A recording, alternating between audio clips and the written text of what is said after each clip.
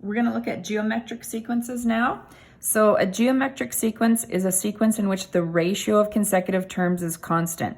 So ratio, which we're going to use r as the variable, will be this ratio of successive terms. So for example, the ratio will be term 2 divided by term 1, or term 3 divided by term 2, etc. So if we look at these examples, 2, 4, 8, 16, if you take term 2 divided by term 1, r is 2. So in a geometric sequence, you multiply by the ratio to get the next term. So 2 times 2 made 4. 4 times 2 is 8. 8 times 2 is 16.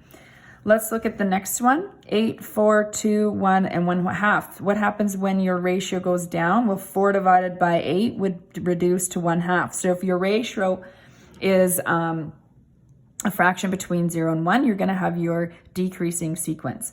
I'm going to add one more example in here.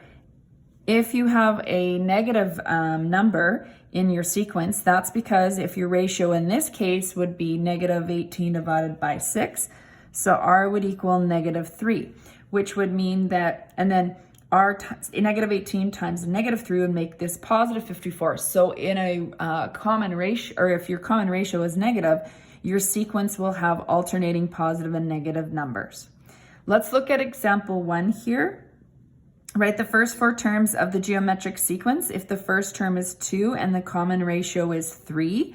So if we start with 2, if our common ratio is 3, we multiply by 3. So 2 times 3 is 6, 6 times 3 is 18, 18 times 3 is 54. So you'll notice your numbers will increase and get larger faster than they did with an arithmetic sequence.